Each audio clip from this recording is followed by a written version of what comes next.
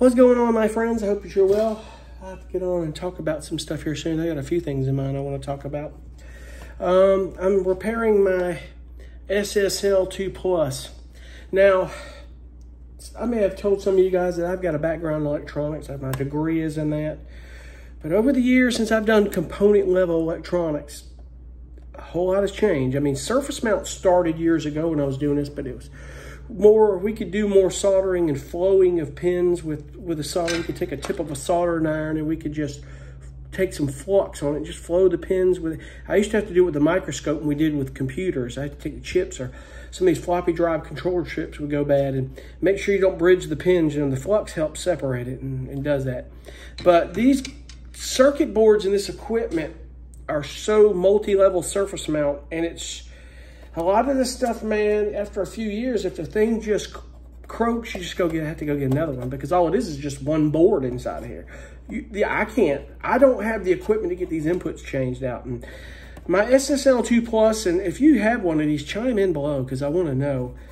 I want to know what, after using it for years, if you've had problems with the jacks cutting out and some things. Usually it's cleaning and soldering. You get static, and you know, there's a way of cleaning these knobs. You know, you can use, you know, contact cleaner, you know, with lubricant, but you have to be careful how you soak that in on this unit. You can't, with these knobs, I didn't have any access to this stuff. I had no access whatsoever to this. None.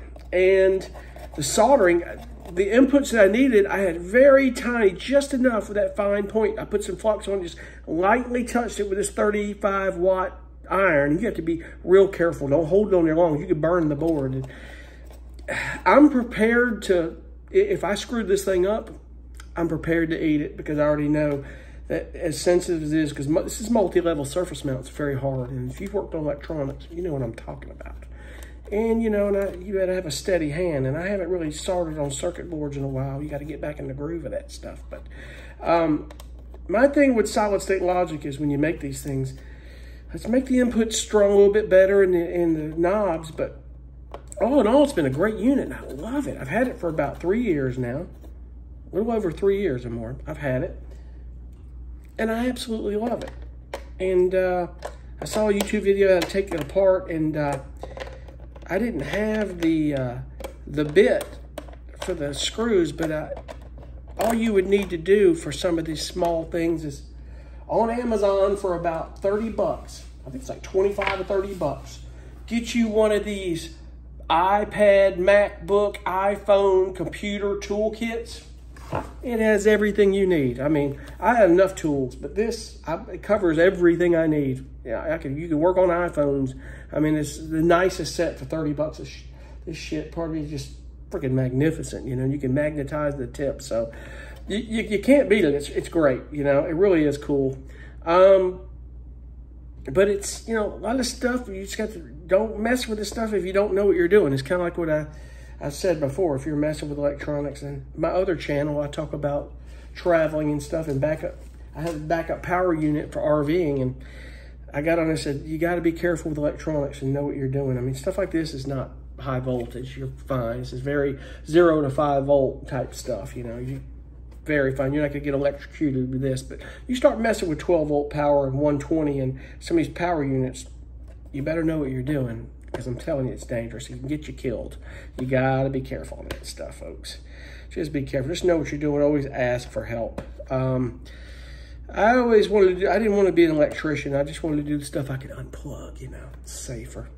And maybe it's just me and I'm too cautious, but I'm not doing that shit.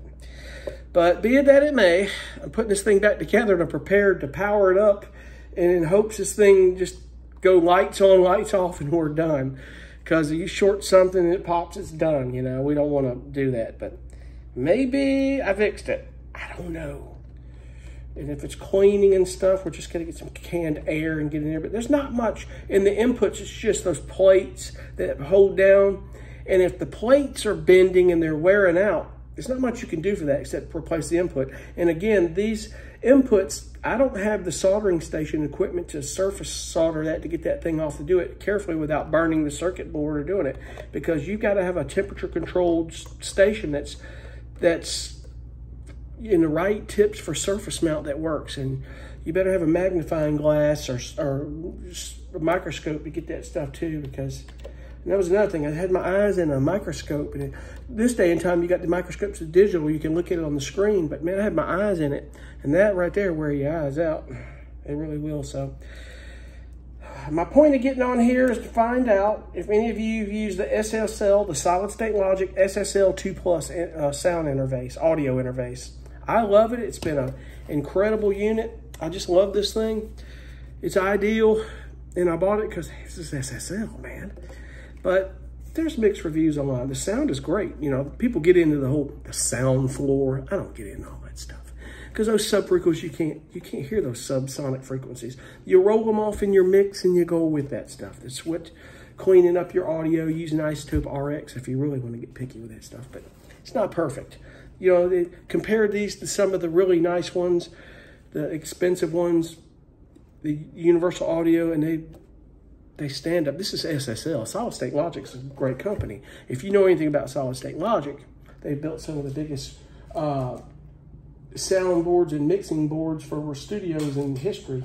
That and Neve and these other guys for recording, which these days, people are finding out that you don't need these big old $200,000-$300,000 consoles anymore. Some people prefer them and some don't. Just depends on what you're doing. But anyway, I'm going to test this, and I hope the damn thing works. I do. But other than that, chime in and let me know. And I thank you guys for watching. We'll see you on the next one. Be cool. Bye.